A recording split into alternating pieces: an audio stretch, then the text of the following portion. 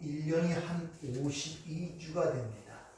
그 52주를 온전히 지키는 것이 그렇게 쉽지가 않아요. 왜? 세상의 시간표와 하나님의 시간표가 달렸기 때문에 52주를 지킨다는 것은 많은 희생과 헌신이 따랐기 때문에 그 52주가 지켜지는 것입니다. 세상 사람들은 오늘을 휴일로, 공휴일로 생각을 하잖아요.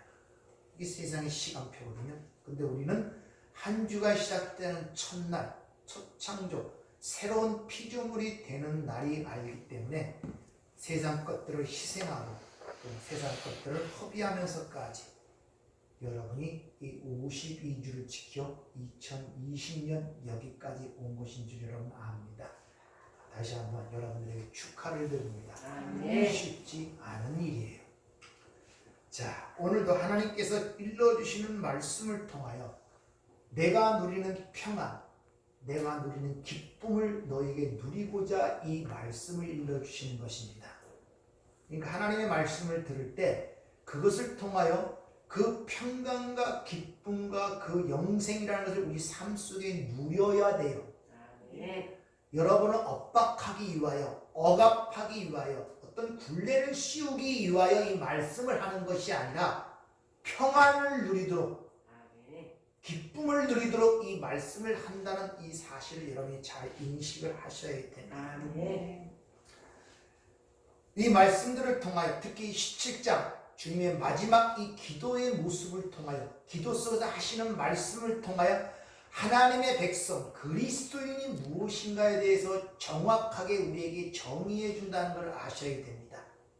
우리가 그리스도인이라지만 그 그리스도인이라는 그 말에 대해서 우리가 올바른 정의와 명확한 이해가 되지 않기 때문에 많은 혼돈과 혼란을 겪고 있다는 것을 여러분이 아셔야 됩니다.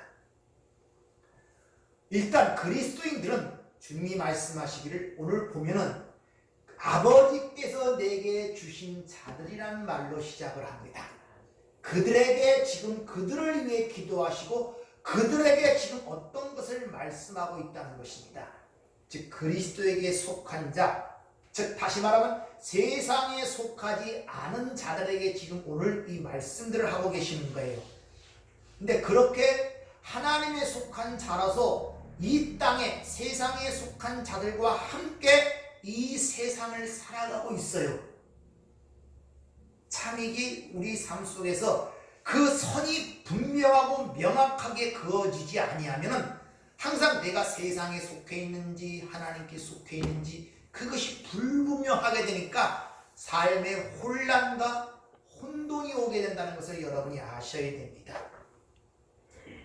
그런데 우리는 똑같이 우리가 예수 믿는다고 그들과 삶이 달라지는 삶을 사는 것이 아닙니다. 먹을 것을 안 먹고 그런 것이 아니에요. 똑같은 세상에서 똑같은 삶을 영위하고 있어요.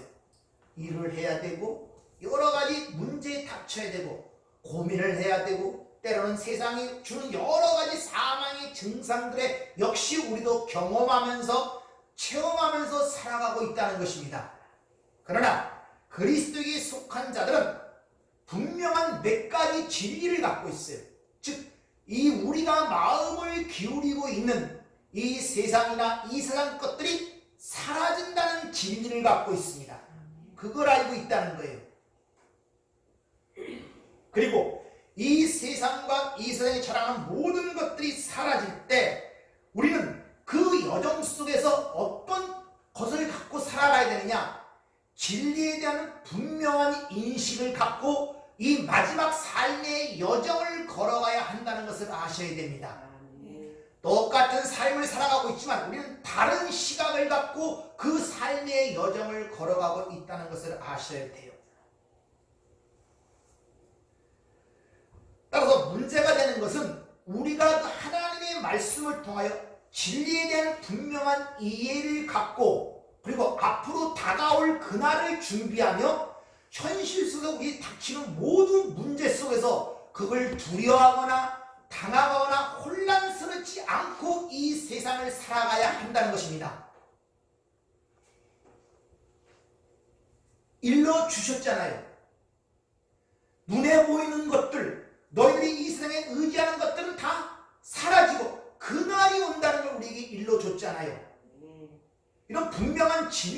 갖고 있다면 그런 진리 속에서, 그런 분명한 진리의 이해 속에서 그 나를 준비하는 오늘의 삶이 되어야 되고, 그 과정 속에서 역시 닥치는 수많은 이 세상의 난제들에 대해서 그걸 두려워하거나 당황하거나 내가 생각지 않은 문제에 부딪혔다는 그런 혼란스러움을 갖지 않고 살아야 된단 말입니다. 다 일러 주신 얘기들 아니에요. 늙고 병들고 엎어지고 부딪히는 이 사망이 지배하는 사망의 증상에 사는 세상이에요. 그런 것들이 우리에게 올 때 우리는 두려워하고 그것 때문에 당황할 필요가 없다는 것입니다. 이미 하나님의 진리를 통해서 우리에게 일러주신 내용들이기 때문에 그렇다는 것입니다.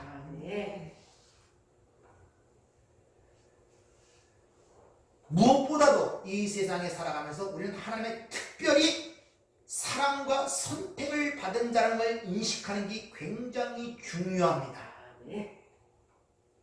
하나님의 사랑을 인식하는 것, 하나님의 선택된 백성임을 아는 것, 이거만큼 중요한 게 없는 것입니다.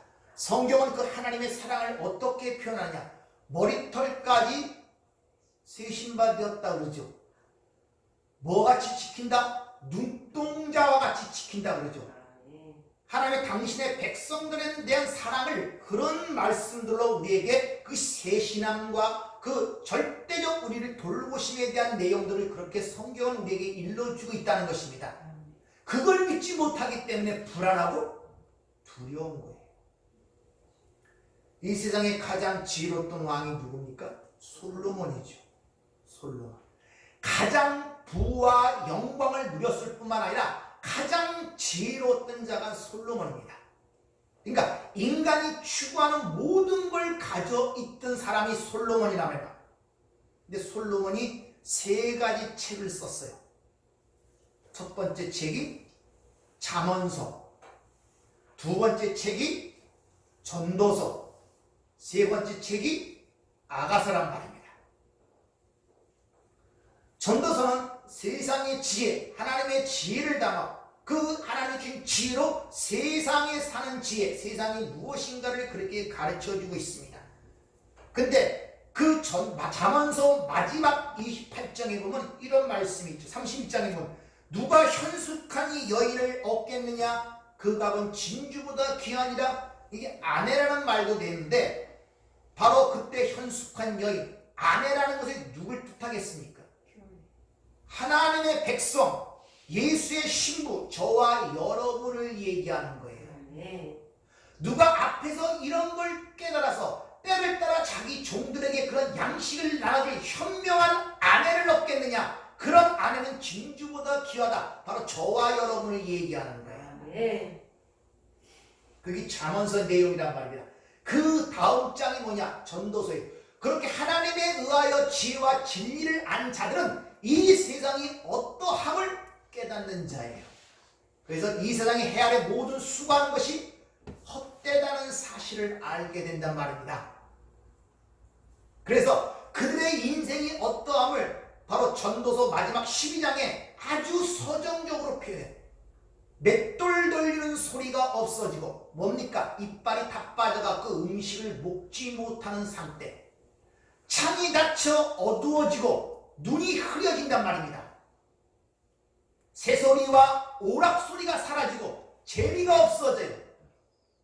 하다못해 메뚜기가 짐이 될 것이며 조그마한 것도 짐이 돼서 무겁고 힘든 인생을 걸어가는 그런 삶을 주고 밖에는 조문객들이 왔다 갔다 하리라. 그걸 깨닫는 자가 지혜롭고 현숙한 여인이에요. 아멘. 그리고 그걸 깨닫는 그 다음에만 거기서 뭘 알게 되느냐? 거기 아가서가 나오는 거예요. 슐람한 여인, 하나님의 사랑을 받은 여인. 그것이 우리의 구원의 얘기고 인생의 얘기가 바로 잠언서, 전도서, 아가서를 통해 얘기하는데, 그래서 아가서 마지막 장에도 그의 사랑을 의지하고 거친 들에서 올라오는 자가 누구냐? 그래서 아가서의 사랑을 얘기하는 거예요. 마지막으로. 여러분들이 내가 하나님의 특별한 사랑을 잊고 하나님의 돌보심과 인도하심 속에 있다는 이것을 자각하는 것이 여러분의 삶의 모든 것을 이기고 아니고의 가장 중요한 관건임을 아셔야 돼요. 세상의 문제도 가만히 보면은 가정이 못 살아서 아이가 삐뚤어지는 경우는 드뭅니다. 오히려 그런 가운데 효자가 나오고 지론자가 나와요. 더 큰 경험과 체험을 통해 지혜를 얻게 돼 성숙해진단 말입니다. 그럼 아무리 재산이 많고 편하더라도 가정에 사랑을 받지 못한 아이들은 외로워지고 왜곡되기가 쉽습니다. 그 아이가 잘 자라냐 한 보조는 바로 사랑이란 말입니다. 지혜로운 사랑 속에 자란 아이는 환경이 어떻게 어렵고 힘들지 상관없습니다. 반듯하게 자라고 반드시 모든 어려움을 이겨나가는 것이 세상적인 증거란 말입니다. 그러나 아무리 환경이 좋고 먹고 마시는 문제가 없을지라도 사랑을 받지 못하고 사랑 가운데 자라지 못한 자녀는 항상 그 삶이 왜곡되고 힘들어지는 것을 우리 주변에서 많이 볼 수 있다는 것이죠. 그러니까 여러분의 지금 삶이 하나님 사랑 가운데 걸어가고 있어야 되지, 그래서 율법적으로 생각해요. 내가 무엇을 행하고 안 해놓으니 그 사랑을 느끼지 못하는데 이 신앙생활을 하고 있다면 굉장히 그 삶은 힘들어집니다. 오히려 더 큰 짐이 되고 있다는 것입니다. 따라서 우리는 하나님의 진리의 말씀을 아는 만큼 자유로울 수가 있어요. 주님이 이미 이 17장 앞장 66장 마지막 절에 내가 세상을 이겼노라 하시죠. 담대하라, 너희가 세상에서 환난을 당하나 내가 세상을 이겼노라 하시죠. 이 말씀을 아는 것이 얼마나 우리 삶의 힘과 이루게 됩니까? 또한 여러분에게 한 10번 이상 읽어보라 로마서 8장 32절부터 39절 사도 바울의 그 감격한 하나님에 대한 사랑에 대한 외침, 누가 우리를 그리스도의 사랑에서 끊을 수 있으리요? 이런 말씀을 들을 때마다 심장이 뛰는 느낌들이 안 됩니까? 그런 감동과 외침이 여러분 삶 속에 나와야 된단 말입니다. 또 여러분이 잘 아시는 구절이 있죠. 빌립보서 4장에 있는 거든 아무것도 염려하지 말고 오직 감사함으로 하나님께 아뢰면 하나님의 평강이 내 마음과 생각을 지켜주시리라. 이런 말씀들이 여러분 삶 속에 드러나야 돼요. 그래서 진리가 너희를 자유케 한다고 말씀하시는 것입니다. 그래서 시편 기자는 이 말씀이 나의 고난 중에 위로라, 이 말씀이 나를 살리셨도다 고백하는 것이고, 또 주의 법을 사랑하는 자에게는 큰 평안이 있으리니 그에게는 장애물이 없으리라고 고백하는 이유가 바로 거기 있는 것입니다. 우리는 주님께서 오늘 기도하는 모습을 통하여 자신에게 주어진 자들에게 아버지의 이름을 나타냈고 내가 받은 아버지의 말씀을 그들에게 주었다고 지금 얘기하고 있는 것을 여러분이 유념해 보셔야 됩니다. 우리에게 아버지의 말씀, 진리, 그 생명의 말씀을 우리에게 주었다는 것입니다. 근데 그 아버지가 주어진 그 말씀을 세상에 드러낼 때 똑같은 말씀을 드러내면서 불구하고 어떤 사람은 그 말씀에 대해 반응하고 어떤 사람은 반응하지 않는 상황이 드러나고 있죠. 주님이 일생 동안 수많은 사람들이 예수를 따랐습니다. 기적을 보고 이적을 보고 실제 체험한 자도 있었고 그 말씀을 들었단 말입니다. 그럼에도 불구하고 그 예수를 진정으로 알아본 자가 없었다는 것입니다. 왜 그러냐? 그 말씀을 알아듣는 자는 아버지께서 내게 주신 자만이 알아들을 수 있다는 거예요. 그래서 이미 요한복음 앞에 10장 선한 목자의 뒤에서 내 양은 목자의 음성을 듣고 나를 따른다고 하는 이유가 바로 거기 있단 말입니다. 그래서 아버지께 듣고 배운 자마다 내게 온다고 주님이 앞에서 6장에서 그렇게 말씀하시는 것을 볼 수 있죠. 따라서 우리는 예수에게 속해 있는 자를 아는 것만큼 우선순위 없단 말입니다. 왜? 생명은 예수 그리스도 안에만 있기 때문에 제일 중요한 문제는 내가 그리스도 안에 있느냐 그리스도 밖에 있느냐가 여러분의 지금 가장 중요한 문제고 확인할 문제임을 여러분이 아셔야 돼요. 왜? 조금 있으면 죽음이 닥쳐오기 때문에 그때 여러분이 가졌던 것은 아무런 소용이 없습니다. 이 땅에서 어떤 지위와 어떤 부귀와 영화를 누렸냐, 잘생겼느냐, 못생겼느냐, 그때 그게 무슨 소용이 있겠습니까?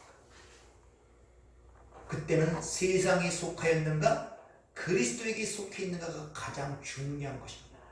여러분이 그리스도에게 속해 있다는 걸 확인만 된다면 아무런 문제가 없어요. 오늘 밤 내가 이 세상을 떠나도 아무런 문제가 없단 말입니다. 내가 그리스도에만 속해 있다는. 우리는 그리스도를 통하여 주시는 하나님의 생명이 아니고는 어느 것도 만족할 수 없는 인간의 내면에 깊은 굶주림과 갈급함이 있다는 사실을 아셔야 돼요. 여러분이 철학자이자 수학자인 팡세가 이런 말을 하죠. 팡세를 쓴 파스칼이 이런 말을 하죠. 하나님이 우리 안에 하나님만이 채울 수 있는 공간을 만들어 놓으셨다는 거예요. 사람들이 이 세상에 원하는 수많은 것들을 가짐에도 불구하고 그 마음의 허망함을 채우지 못해 마약에 빠져 또는 스스로 자살하는 경우가 얼마나 많습니까? 왜? 그 안에 하나님만이 채울 수 있는 곳이 있단 말입니다. 바로 그 허공된 마음에 하나님이 채워주시기 위하여 그 아들을 보내셨기 때문에 예수님이 자신을 향하여 생명의 떡이라 말씀하십니다. 그 예수를 먹지 않고는 어떤 걸 먹어도 마음의 허망함이 채워지지 않는다는 사실을 여러분이 자각을 하셔야 돼요. 아멘. 여러분 생각에는, 여러분의 느낌에는 지금 모든 문제가 세상적인 물질적 어떤 것들을 소유하지 못함으로 말미암아, 내 환경이 저러지 못함으로 말미암아, 세상이 정한 기준의 위치에 내가 도달하지 못함으로 말미암아 힘들고 고통스럽고 어려운 삶을 살고 있다고 생각하실지 모르지만 아니란 말이에요. 그 안에 예수가 채워질 때 세상 것들은 아무런 문제가 되지 않음을 교회사는 우리에게 일러주고 있잖아요. 교회사는 내가 생명의 떡이라. 그리고 내가 주는 생수는 영원히 목마르지 아니하리라고 하잖아요. 매일매일 내가 떠서 먹어야 되는 것이 아니라 바로 우리 안에 배에서 그 안에서 솟아나는 생수가 된다고 주님이 말씀하시잖아요. 그래서 예수님께서 친히 말씀하시죠. 요한복음 6장 35절 예수께서 이르시되 나는 생명의 떡이니 내게 오는 자는 결코 줄이지 아니할 터요 나를 믿는 자는 영원히 목마르지 아니하리라. 오늘 주님이 기도하시는 이 본문 말씀을 통하여 그리스도인이 무엇인가를 지금 규정하고 있어요. 여러분 그리스도인을 어떻게 규정합니까? 교회 다니는 것?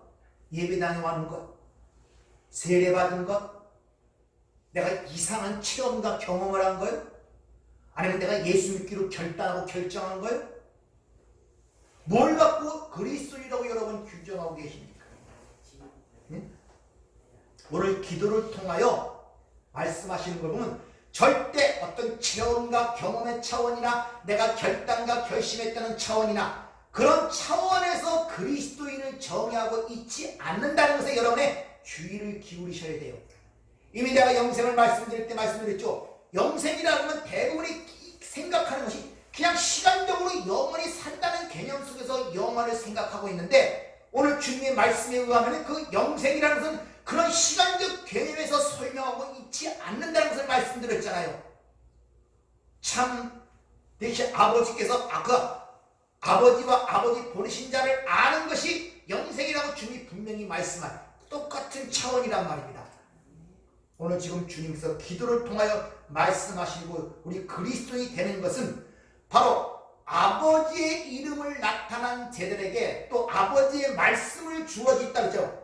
그걸 받은 자들, 즉 그 아버지의 말씀, 아버지 주신 그 진리와 관계성 속에서 그리스도인을 지금 얘기하고 있다는 것을 아셔야 돼요. 즉 우리가 받은 진리의 말씀, 하나님의 말씀과 관계성 속에서 그리스도인을 규정하고 있다는 것입니다.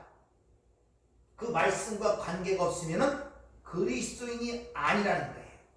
즉 그 사람을 그리스도인으로 만드는 것은 체험과 경험이 아니라 내 어떤 의지와 결단이 아니라 뭐라고요? 내게 아버지 그리스도로 통하여 우리에게 주어진 그 말씀이 그 사람을 그리스도인이 되게 한다 이런 말씀이란 말입니다. 로마서 6장에 보면은 죄의 종에서 의의 종으로 된 이유가 너에게 전해준 바 교훈의 본을 마음으로 순종하여 죄의 종에서 의의 종이 되었다는 교훈의 본, 디다케 어떤 가르침 교리를 줬는데 그 모양에 따라 본이라는 것이 티폰이라는 단어가 쓰이는데 이것이 출애굽기 25장 46절을 보면 모세가 시내 산에서 하나님의 주신 어떤 원형, 하나님 나라의 원형을 보고 이 내려와 진 것이 성막이란 말입니다. 그 모양이라는 의미예요. 원형이라는 의미예요. 어떤 진리의 원형에 의하여 주어진 그들이 그 마음을 열어 그 안에 새겨진 그 자가 그리스도인이다 이런 말이에요. 그러니까 그리스도인이 되게 하고 안 되게 하는 것은 인간적 결단이나 인간 측에서 어떤 체험이나 경험이 아니라 주어진 말씀에 의하여 그 사람이 그리스도인이 되고 안 되고가 나타난다는 것을 지금 주님의 기도를 통하여 우리에게 가르쳐주고 있는 것입니다. 세상에는 이상이 고상하고 성품적도 그렇고 선하고 이런 분들이 참으로 많습니다. 대표적인 것이 간디라든지 슈바이처 같은 분들, 그들은 평화를 얘기할 뿐만 아니라 평생 동안 그 일을 위하여 헌신하고 투신하는 자들입니다. 그런데 그들은 기독교에 대해서 아무런 관심도 없습니다. 그들이 행하는 어떤 일 자체가 나쁘다는 것을 이야기하는 것이 아니라 그들은 그리스도인이 아니라는 사실을 말씀을 드리는 거예요. 쉬운 말로 모든 사람들의 사고체계가 선악과를 따먹고 선악의 논리에 옳고 그름에 의하여 그리스도인인가 아닌가를 판단하는 게 사람들의 특징이란 말입니다. 그래서 그렇게 선하고 착하게 살면 그리스도인 삶, 그리스도인이라고 생각하는 모든 사고방식들이 편만하게 퍼져 있단 말입니다. 그러니까 강단에서 마치 슈바이처를 그리스도인의 모범인 것처럼 목사들이 설교를 하잖아요. 그런 삶을 사는 것이 그리스도인이라고. 근데 그 슈바이처는 늘상하셨지만 신신학의 아버지, 자유주의 신학의 아버지란 말입니다. 하나님의 아들 예수가 와서 그 하신 일을 실패했다는 것입니다. 근데 어떻게 그 사람이 구원받은 그리스도인이라고 할 수가 있어요? 근데 그가 그리스도인의 모범인 양 이야기들이 되고 있단 말입니다. 왜? 성경에서 말하는 그리스도의 정의를 모르기 때문에 그래요.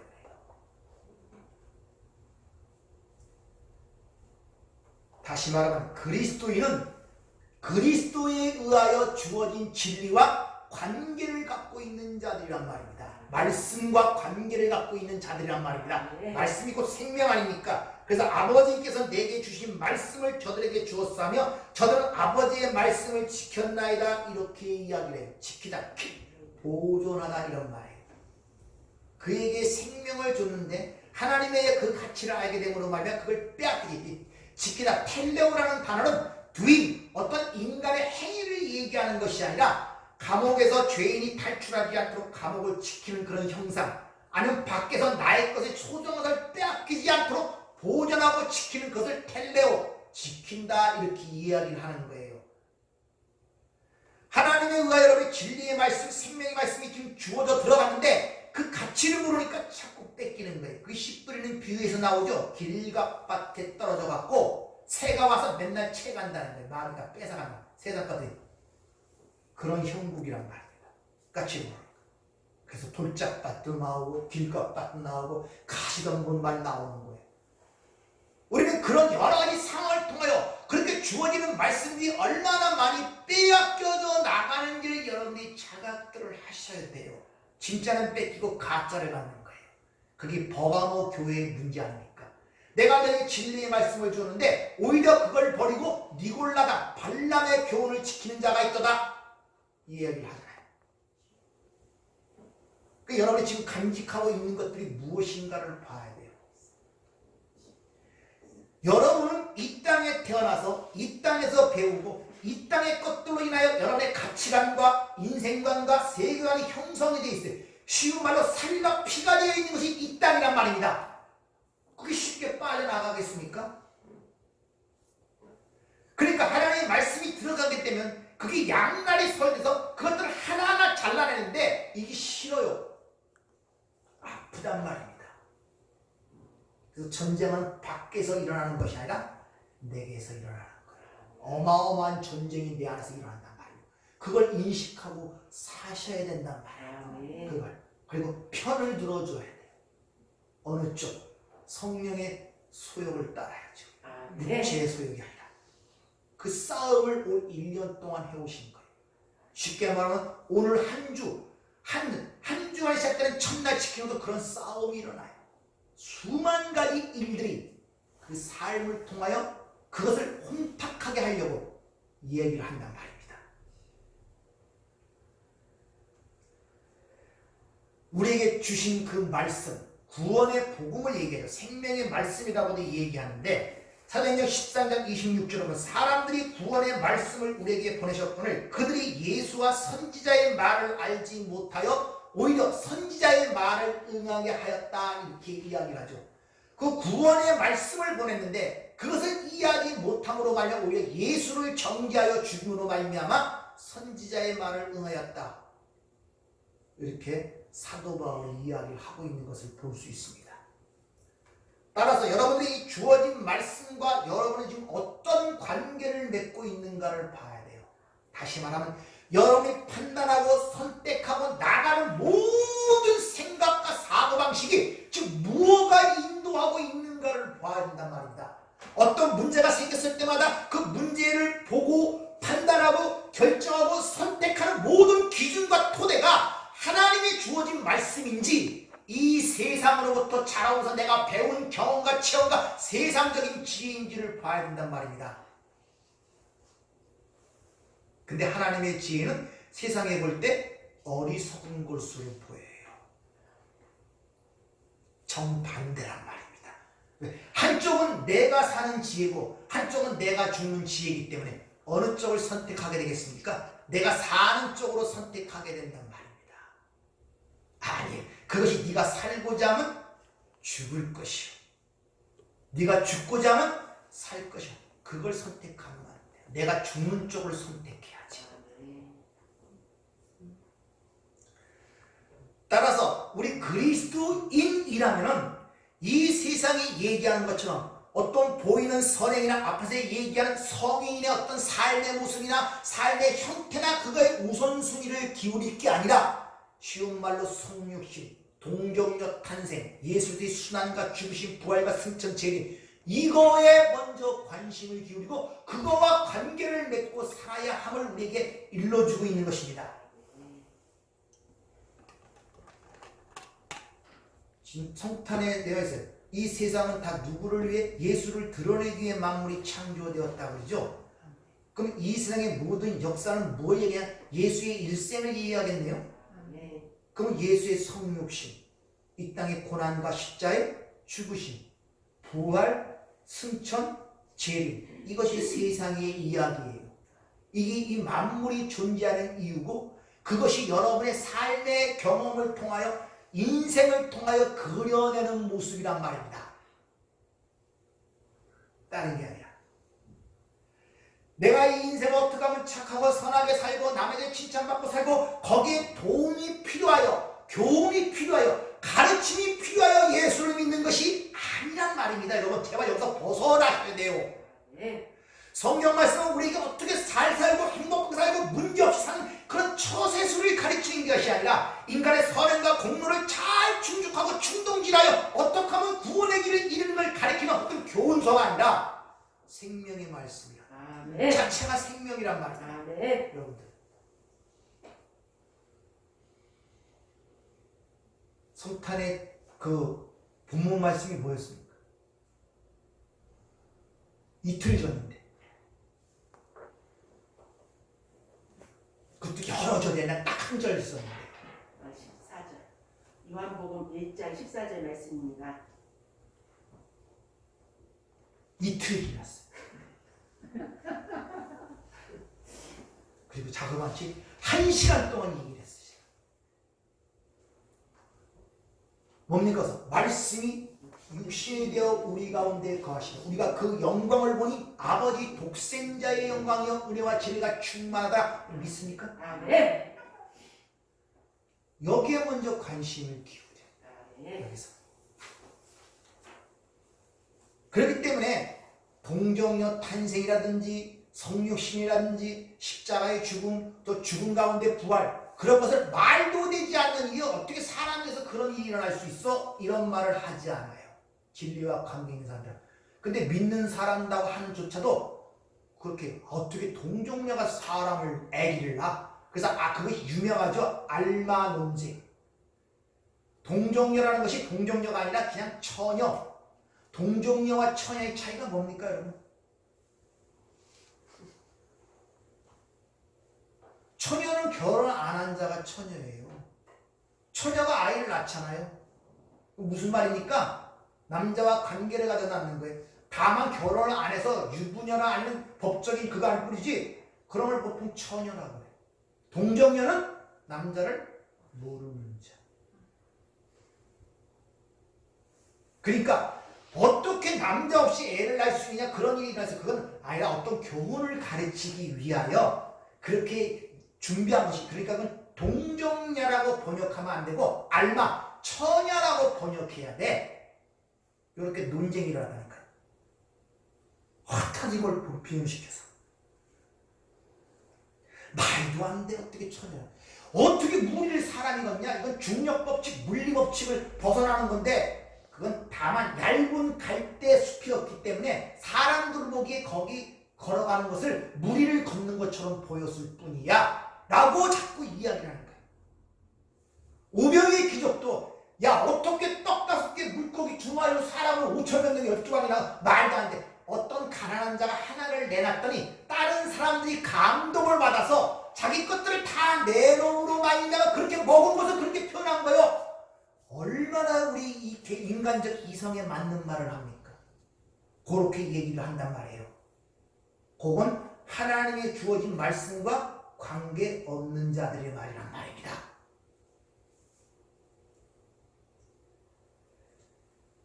성육신이라는 것은 신이 이 자기 만든 세상에 왔다는 자체가 엄청난 사건임을 아셔야 됩니다. 그래서 성탄 예배를 통해서 말씀드렸죠. 그로 인하여 이 보이는 세상과 인생이 무엇인가를 알게 됐다는 것입니다. 다른 말로 아폴로칼립시스, 베일이 벗겨졌다는 거예요. 그러니까 예수 그리스도가 여러분 안에 임하시면, 성령이 임하시면, 그리스도의 영이 임하시면 여러분의 베일이 벗겨진다. 벗겨지면 그때 뭘 알게 되냐? 내가 죽은 자였구나. 창세기 2장 7절의 말씀이 실제적으로 내 감지가 되기 시작하는 거예요. 이 보이는 세상이 일곱인 일곱 나팔처럼 지금 하나님의 진노와 저주 아래 있는 세상이었네. 그렇게 아름답게 보이던 그 모습들이 회치를 벗겨내니까 썩은 구더기와 썩은 시체의 냄새만 있네. 비로소 알게 되는 거예요. 비로소.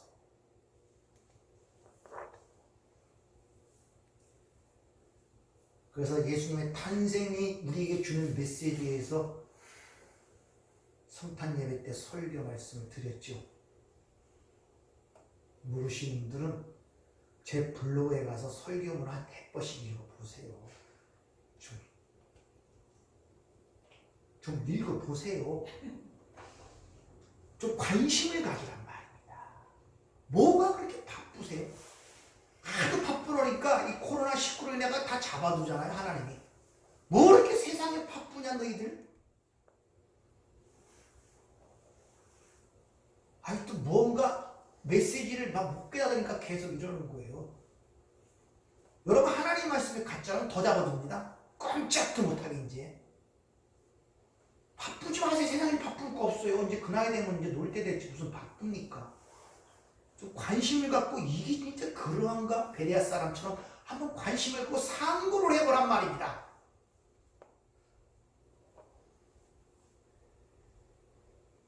따라서 우리는 성령에서 얘기하는 동정녀 탄생이라든지 십자가의 죽으심, 부활, 승천, 재림, 이것을 믿지 않는 자들은, 이것을 받아들이지 않는 그리스도인이 아닌 것입니다.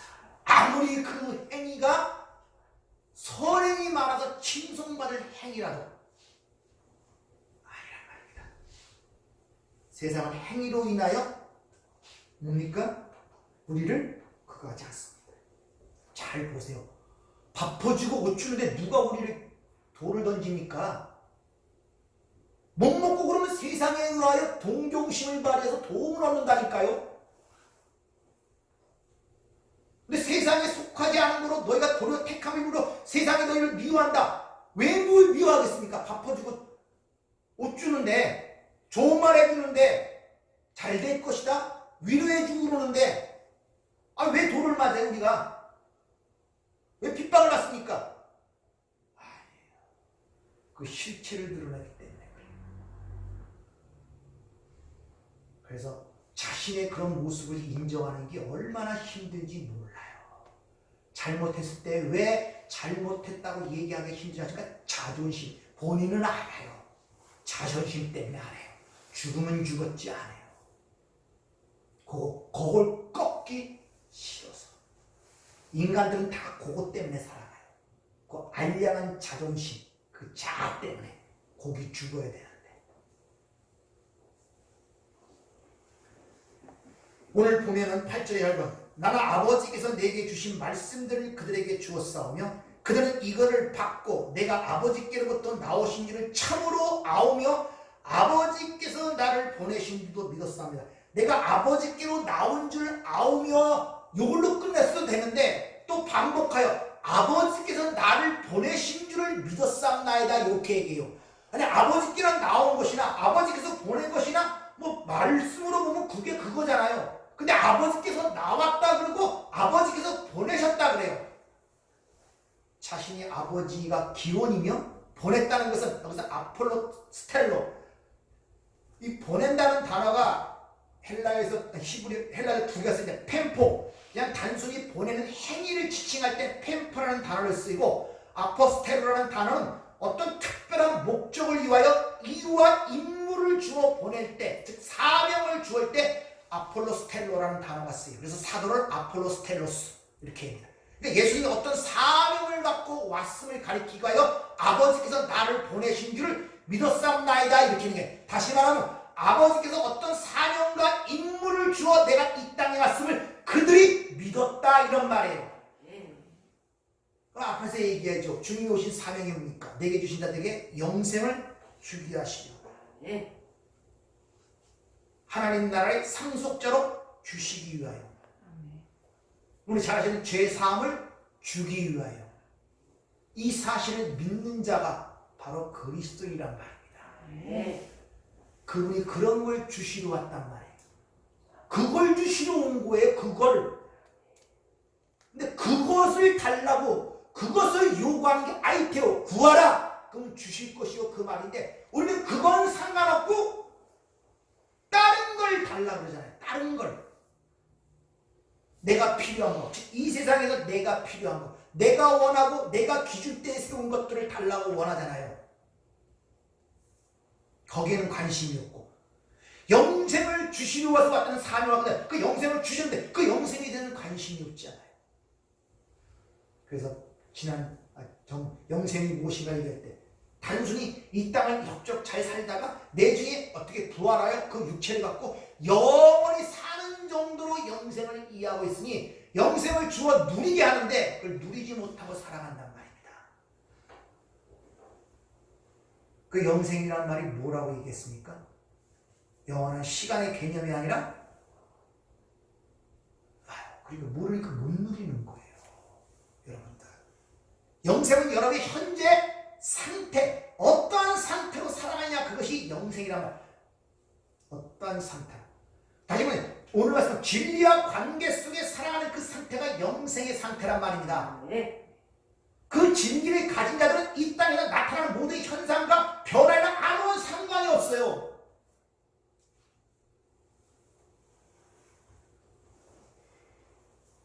이 세상에서는 모든 문제들을 뭘로 보느냐? 인간적 차원에서 보죠. 그래서 지식 있는 사람들, 똑똑한 사람들이 모여서 어떻게 하면 세상에 평화를 이뤄내고 이 문제를 해결할 수 있을까?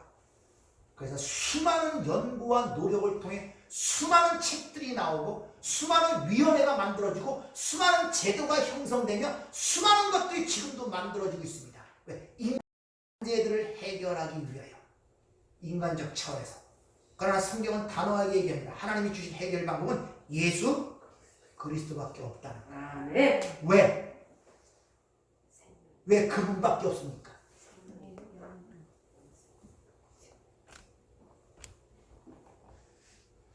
이 세상의 난제가 뭡니까? 그럼 이렇게 물어야지 되나? 이 세상에 지금 난제가 뭐예요? 왜 이 세상이 이런 상태입니까? 왜 수천 년 동안 그렇게 노력을 해도 평화하고 하는 전쟁이 끊이지 않고 인생의 삶들이 그렇습니까? 성경은 이 세상을 어떻게 정의합니까?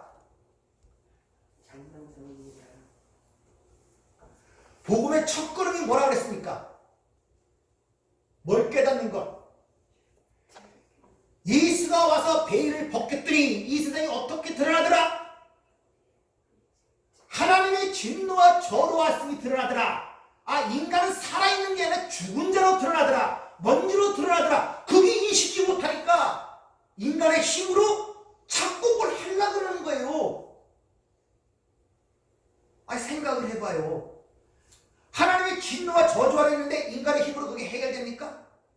석박사의 지혜로 해결됩니까? 위원회를 만들고 제도를 만들고 해결됩니까? 성경은 인간이 먼지고 죽었다고 얘기하는데 죽은 자가 한들 그 행위가 무슨 소용이 있겠냔 말입니다. 그러니까 그런 걸 모르니까 인간적 힘이 계속 나오는 거예요. 자기가 죽은 자인지 모르니까. 세상에 하나님의 진노 아래 저주가 있으니까 인간의 어떤 모습으로 그것을 벗어날 줄 아는 거예요. 그걸 모르고 그 하나님의 진노와 저주에서 하나님과 화목한 자로 만들 사람은 누구밖에 없다? 예수밖에 없다. 죽은 자에게 생명을 주고 살아낸 누구밖에 없다? 그래서 해답이 예수 그리스도밖에 없는 것입니다. 그것이 분명해야죠. 여러분이 하나님이 주시는 것을 받으려면 내 안에 잡동사니를 제거해야 돼요. 제거.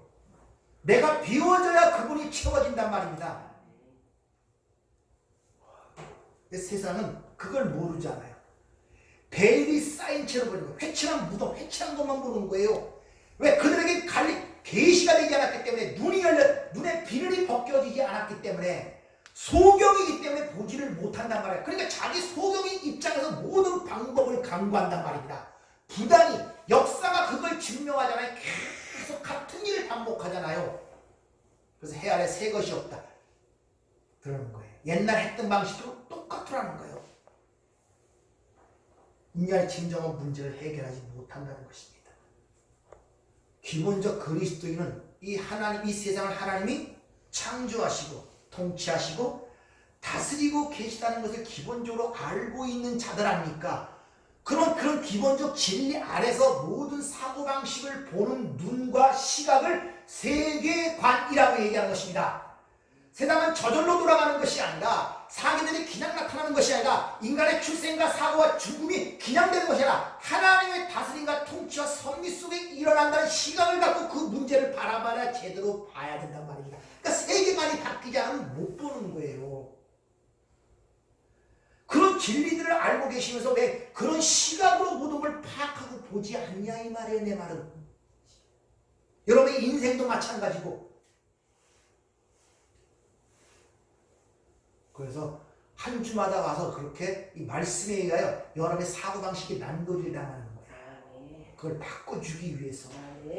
그 알고 있는 걸 왜 안 사용하는지 모르겠네. 알고 있는 것들을 그 인간의 특성에 우리가 국민학교까지 배운 것만 그대로 실행해도 세상은 괜찮아집니다. 국민학교까지 배운 것만 갖고 그것만 실행하고 그렇게 살아도 세상은 지금보다 훨씬 나을 것입니다. 국민학교까지 배운 것만 해도 그걸 실행을 못해요. 반도 실행 못해요. 인간은 못 지킨단 말이에요. 근데 거기에 중학교, 고등학교, 대학교 택도 없죠. 오히려 그걸 지키는 것이 아니라 그걸 이용하여 자기의 유인을 삼아 남을 죽이는 데 사용한단 말입니다.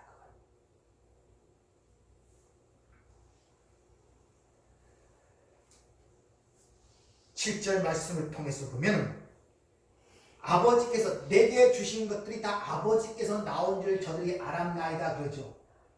그러면 하나님께서 예수에게 주신 것이 뭐겠습니까? 한마디로 얘기하면 구원이 뭔가, 하나님 나라가 무엇인가의 계획을 줬단 말이에요. 그럼 우리가 저들에게 그것을 내가 나온 줄 아옵나이는 그 말씀 속에서는 아버지의 구원의 계획과 하나님 나라가 무엇인가를 우리가 아는 자가 되었다 이 말이에요. 내가 아버지께 받은 것, 역사라는 모든 것들을 다 그래서 인을 띠는 분이 예수 어린 양으로 드러나잖아요. 그분이 받은 모든 것들을 저들이 내가 주었고 그걸 알았다 그러잖아요. 그러면 그것을 우리가 아는 자들로 지금 이 땅을 살아가고 있단 말입니다.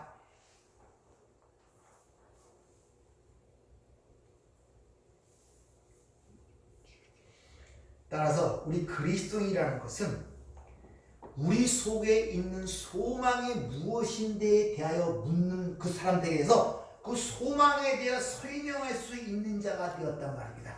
그래서 베드로서 3장 15절 너희 마음에 그리스도를 주로 삼아 거룩하게 하고 너희 속에 있는 소망에 관한 이유를 묻는 자들에게 대답할 것을 항상 준비하되 온유와 두려움으로 하라 이렇게 얘기를 하죠.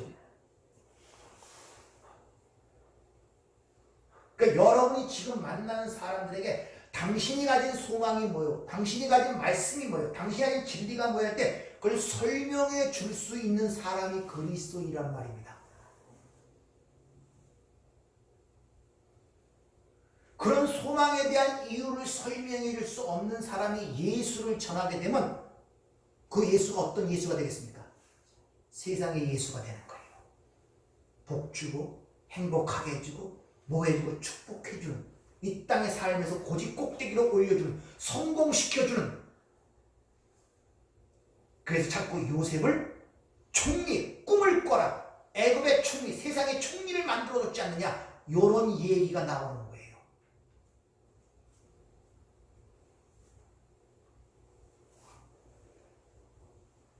하나님의 아들의 이 땅에 오신 것은 우리 죄 때문에 오셨다고 분명히 얘기를 하죠. 구원하기를 오셨다고 성경은 얘기하고 있단 말입니다.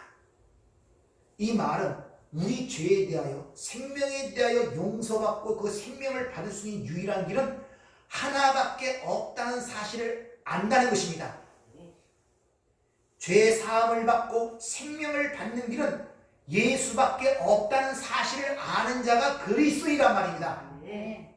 그래서 사도행전 4장 10절 다른 이로서는 구원을 얻을 수 없나니 천하인간의 구원을 얻을 만한 다른 이름을 주시는 게 없습니다. 단호하게 베드로 사도가 그 사내들은 공회원 앞에서 그 전에 보면은 그 미천한 여종 앞에서 내가 예수를 모른다고 3번씩 부인한 그 베드로가 이제 이스라엘 전체가 모인 사내들은 공회 앞에서 그런 선언을 하고 있는 모습이 사도행전에 기록이 되잖아요. 그게 그리스도이란 말입니다. 그 진리가 확인되면 여러분들이 얘기를 안 할 수가 없어요. 우리가 조금 은혜 받고 좀 하나님의 은혜를 체험하면 얘기하고 싶잖아요. 그거 그렇게 자랑하고 싶잖아요. 진짜 확신하고 하나님의 은혜고 하나님의 어떤 느낌을 깨닫고 깨달아지고 야 이럴 수가 이런 감동이면 그저 얘기하고 싶잖아요. 창피한 것도 모르고 그 사람이 알아듣든지 못 알아듣든지 계속 얘기하고 싶잖아요. 붙들고 얘기하고 싶고 또 얘기하고 싶고 또 얘기하고 싶고 은혜 받은 분들은 그런 경험들이 있을 겁니다.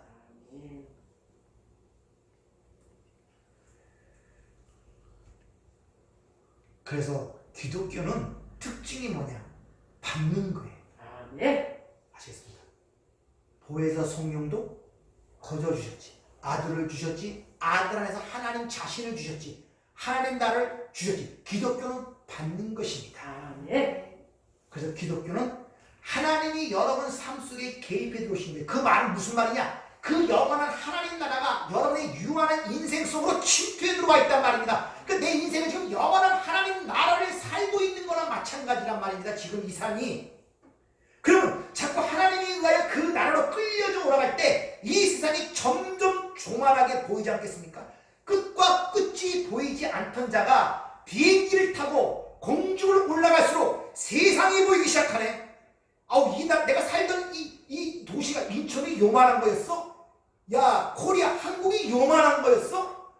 야, 지구가 제일 요만한 거였어? 더 올라가니까, 야, 저기 먼지였구나.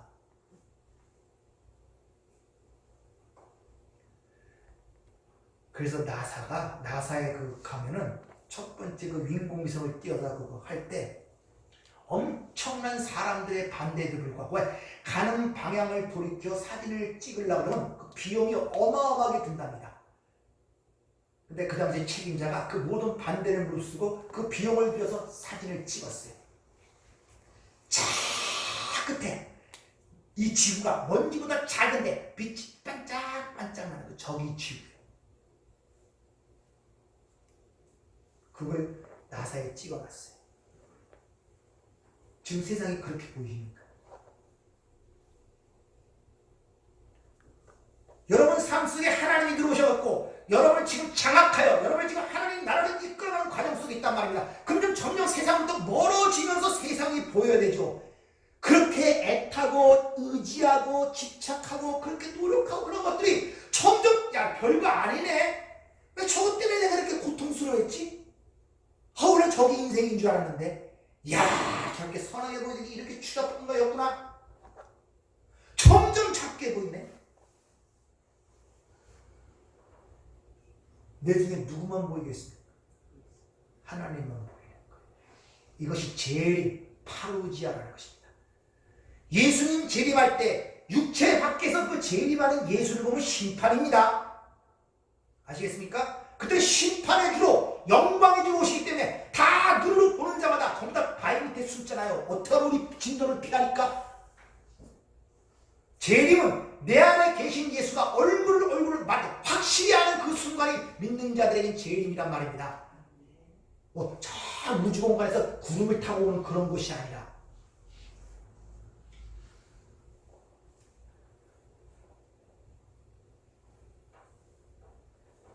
따라서 기독교는 하나님, 이 세상을 만드신 하나님께서 티끌 같은 우리에게 바로 생기, 코에 생기를 불어넣는 2장 7절의 말씀처럼 여러분 삶 속으로 들어와버린 거예요. 필연적으로 그 영원한 생명이 들어왔고 영원한 창조주가 여러분에 들어왔기 때문에 필연적으로 그 삶 속에 이상 현상이 나타날 수밖에 없어요. 지금 바이러스 19라는 그 바이러스가 눈에 보이긴 합니까? 안 보여요. 현미경도 가장 작은 거랑 그 균도 아니에요. 아주 작은 거예요. 그게 사람 몸속으로 들어가갖고 인간을 풀 수 없는 그 결속을 푼단 말입니다. 그것을 미토콘드리아 그 속에 들어가서 그 세포를 장악하고 그러니까 문제가 생기는 거 말이에요. 그 작은 것이 들어와도 인간의 몸에 이상이 생겨서 이상한 현상 때문에 사람이 고통을 받는데 어찌 영원한 창조신 하나님의 생명이 여러분 삶 속에 들어와 버렸는데 어찌 내 몸속에 이상, 내 삶 속에 이상한 현상들이 알력을 감지를 못하겠냔 말이에요. 도대체 하나님이 죽은 자입니까? 살아있다고 구하잖아요. 살아있다고. 근데 어떻게 내 삶 속에 그게 감지가 되지 않을 수가 없어요? 있습니까? 그것이 감지가 될 수밖에 없습니다. 아무리 노력해도 안 돼요. 이리 뛰고 저리 뛰고 안 돼요.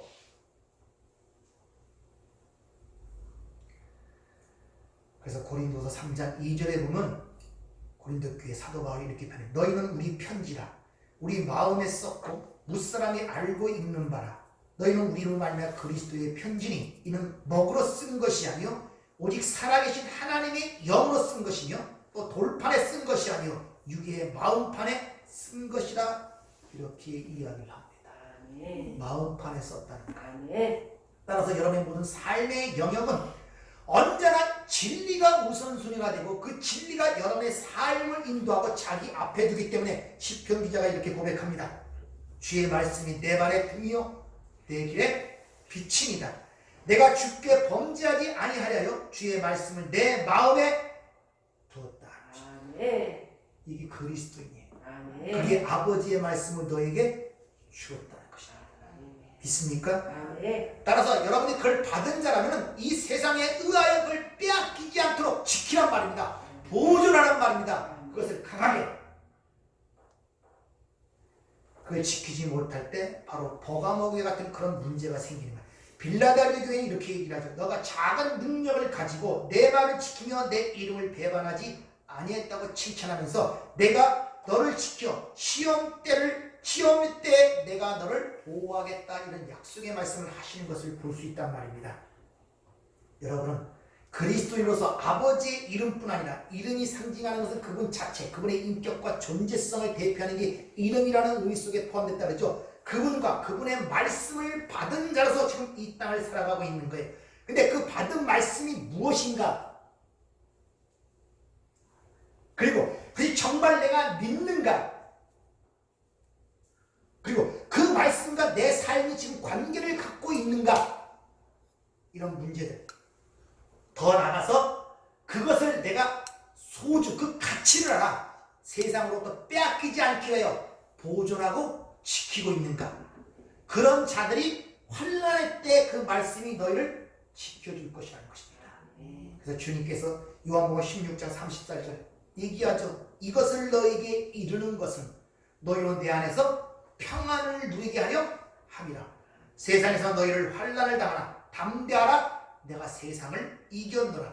또 17장 13절에 보면 내가 지금 아버지께로 가오니 내가 세상에서 이 말을 그들에게 하는 것은 그들로 내 기쁨을 그들 안에 충만히 가지게 하려 함이라. 이렇게 이야기를 하고 있습니다. 여러분들이 돌아오는 새해는 그 말씀을 갖고 지키세요. 그걸 주님이 약속하시죠. 그것을 기쁨을 누리게 하기 위함이며 평안을 누리게 하기 위함이며 또 하나님께서 말씀하시죠. 그 말씀이 너를 곤란 중에 의뢰해 줄 것이고 너를 살리실 것이라고 우리에게 약속하시잖아요. 하나님의 말씀에 관심을 가지세요. 생명의 말씀에. 그리고 여러분 거기에 즐거워하셔야 돼요. 그 시간에는 그렇게 세상에 속한 자와 그리스도에 속한 자의 차이점, 삶의 양태가 어떻게 드러나는가를 한번 자세히 공부해 보도록 하겠습니다. 기도하겠습니다. 은혜롭고 자비로우신 아버지 하나님, 진리가 너희를 자유케 한다고 말씀하시죠. 마치 자유가 우리는 이 세상 것을 어둠으로 말미암아 일어나는 것처럼 생각할 때가 너무나 많습니다. 우리가 의지하는 것들, 우리가 보이는 것들, 이 모든 것들은 사라져가고 이 보이는 것들의 장면이 끝날 때 과연 우리가 하나님께 속해 있는지 세상에 속해 있는지가 우리의 관건입니다.